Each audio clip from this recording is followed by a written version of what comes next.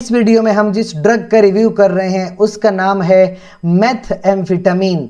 और मेथएम्फेटामीन देखा जाए तो ये जो आप पिक्चर की फॉर्म में देख सकते हो, जिसको हम आइस के नाम से जानते हैं, जिसको क्रश करके लोग इसका नशा कर रहे होते हैं, इसको क्रिस्टल मेथ भी कहते हैं।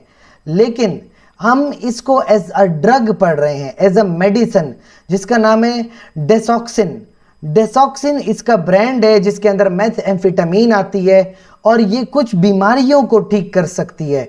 वैसे लोग इस ड्रग का नशा करते हैं, लेकिन असल में तो नशे के लिए नहीं बनाई गई थी ना, असल में तो ये एक मेडिसिन थी। और ये मेडिसिन इस्तेमाल होती थी ADHD जैसी बीमारी में। ये एक साइकोलॉजिकल प्रॉब्लम है जो छोटे बच्चों को हो जाती है। तकरीबन 5 साल के बच्चे होते हैं या इससे बड़े हो सकते हैं, या इवन एडल्टहुड में जब ये बच्चे चले जाएं और उनका ये प्रॉब्लम ना ठीक हो तो उनको भी ADHD हो सकता है, attention deficit hyper active disorder.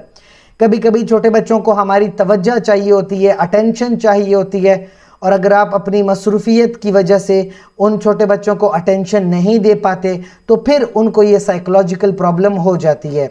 इसमें सबसे बड़ा प्रॉब्लम है इनअटेंशन का। इनअटेंशन में क्या होता है कि ये बच्चे इजीली डिस्ट्रैक्ट हो जाते हैं। कभी एक काम करेंगे, वो छोड़ के दूसरा करेंगे, वो छोड़ के तीसरा करेंगे। फॉरगेटफुल होते हैं, चीज़ें भूल जाते हैं, किसी चीज़ पे फोकस नहीं कर पाते, इनसे चीज़ें गुम जाती हैं। कभी इनका पेन गुमा हुआ है, कभी बुक गुम गई, कभी इनका बस्ता गुमा हुआ है, कभी इनके सॉक्स नहीं मिल रहे, चीज़ें गुम जाती हैं। और ये बात नहीं मानते, इंस्ट्रक्शंस फॉलो नहीं करते, आप इनको जो कहोगे आपकी बात नहीं मानते। इसके अलावा हाइपर एक्टिव होते हैं, कुछ ना कुछ करते रहेंगे, हाथ पैर चलाते रहेंगे, पेन से वो जो टक टक की आवाज़ निकालेंगे, ज़मीन पे पैर मारेंगे, छलांगे लगाते रहेंगे, कभी एक कुर्सी पे बैठेंगे, उससे उठ के दूसरी पे बैठ जाएंगे, शोर करते रहेंगे, इंतहाई ज़्यादा बातें करते रहेंगे, हमेशा चलते फिरते रहेंगे।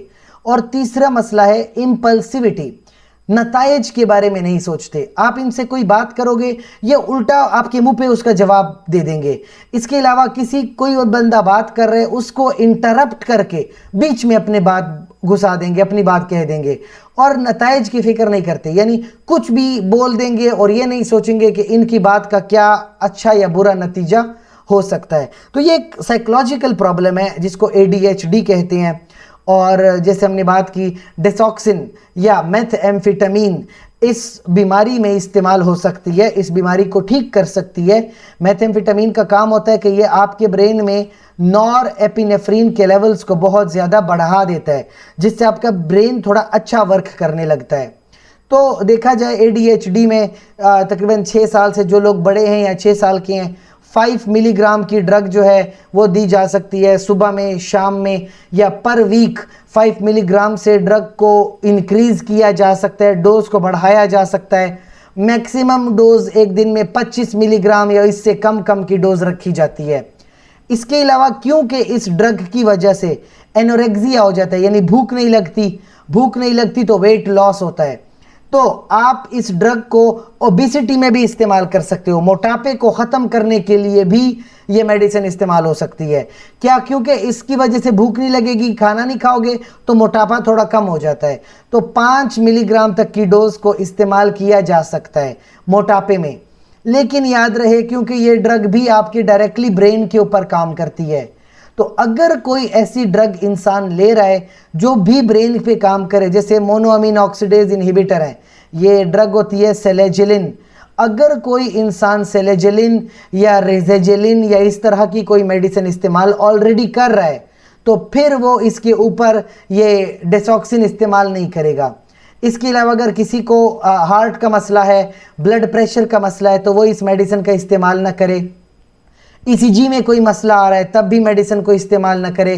थायराइड का प्रॉब्लम है तब भी मेडिसिन इस्तेमाल नहीं करेगा। अगर आंखों में एक बीमारी होती है ग्लाकोमा, तब भी ये मेडिसिन यूज़ ना करे। इसके अलावा कोई नफ्सियाती और मसला है, कोई एंजाइटी या एजिटेशन है, या कोई पहले ड्रग अब्यूज़ करता था, कोकेन इस्तेमाल की हो किसी ने, आइस किसी ने पहले इस्तेमाल की है, तो वो इस ड्रग का इस्तेमाल बिल्कुल भी ना करे। प्रेगनेंसी में भी ये कैटेगरी C की ड्रग है, तो प्रेगनेंसी में भी ये ड्रग सेफ़ नहीं होती, प्रेगनेंसी में भी ये ड्रग इस्तेमाल नहीं हो सकती। और साथ में इस ड्रग के इस्तेमाल से हार्ट रेट बढ़ जाता है, टेकिकार्डिया हो सकता है, ब्लड प्रेशर बढ़ जाता है, थोड़ा बहुत बंदा एजिटेट हो जाता है। और ज़रूरी चीज़, अक्सर इंसान को इस ड्रग की आदत पड़ जाती है, फिर उसका एबनॉर्मल यूज़ या मिस यूज़ कर रहा होता है। तो इसलिए ये बहुत कंट्रोल्ड ड्रग है, खामखा आपको नहीं मिलेगी। इस पे सख्त जो है लॉज अप्लाई होते हैं, कानूनी बैन की गई ड्रग है ये। लेकिन ADHD जैसी बीमारियों में ये ड्रग इस्तेमाल हो सकती है। फिर भी अगर आपका कोई क्वेश्चन है आप कमेंट सेक्शन में पूछ सकते हो। शुक्रिया।